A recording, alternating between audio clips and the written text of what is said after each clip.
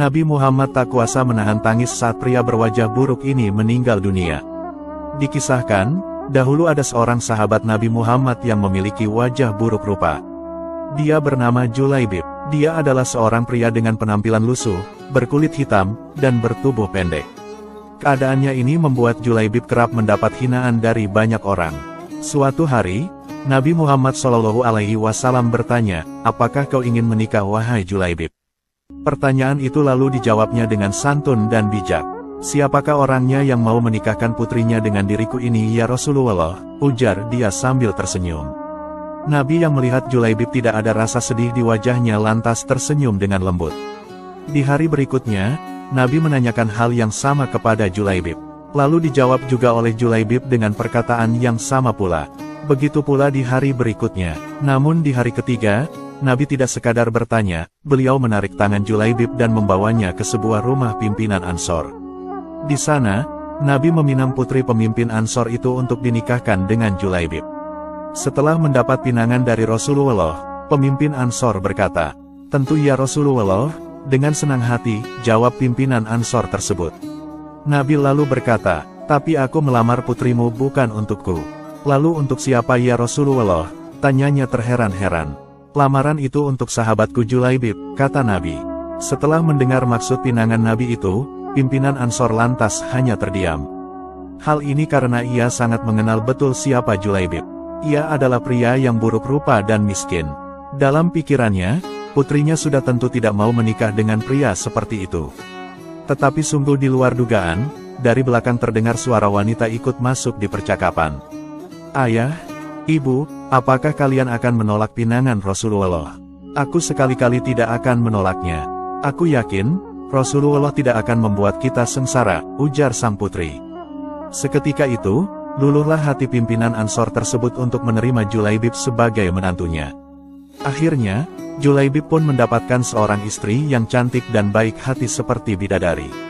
Setelah itu, pernikahan pun kemudian dilangsungkan. Akhirnya, Rasulullah SAW telah menikahkan Julaibib dengan seorang wanita yang solihah dan cantik jelita.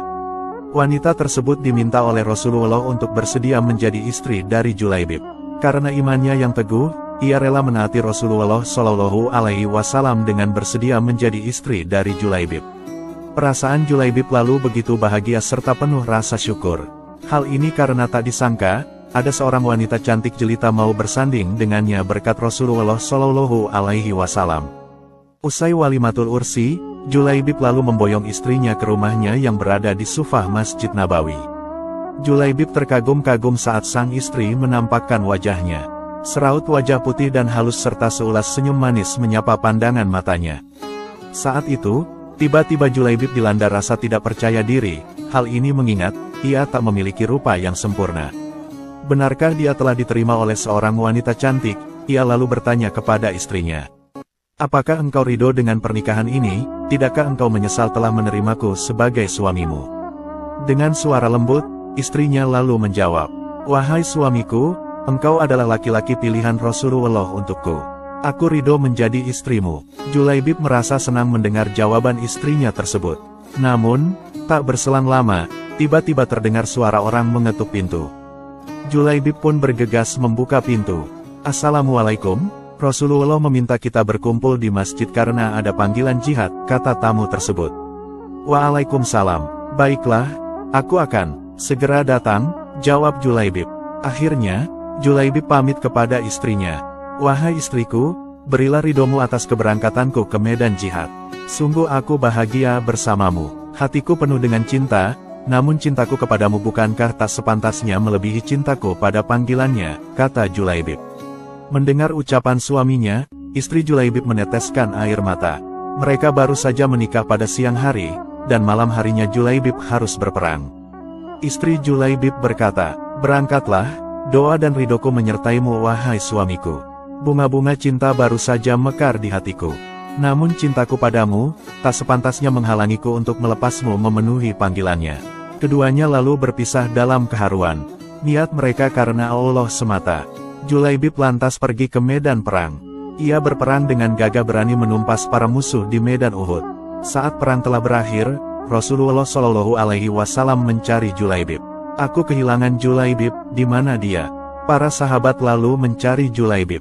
Mereka lantas menemukan Julaibib yang ternyata telah syahid di medan perang dan tubuhnya penuh dengan luka. Rasulullah Shallallahu Alaihi Wasallam begitu sedih melihatnya. Lalu, beliau sendiri yang mengafani Julaibib lalu mensolatkannya. Saat Julaibib selesai dimakamkan, terjadilah peristiwa yang menakjubkan. Rasulullah menangis, air matanya menetes sembari melihat gundukan tanah yang masih basah. Beliau lantas memandang ke langit dan tersenyum, lalu membuang pandangannya ke samping seraya menutup mata dengan telapak tangannya. Para sahabat yang melihat kejadian itu terheran-heran dan lantas bertanya kepada Rasulullah. "Wahai Rasulullah, mengapa engkau menangis di pusaran Julaibib?" "Aku menangis karena mengingat Julaibib, hari ini dia memintaku merestuinya untuk menikah.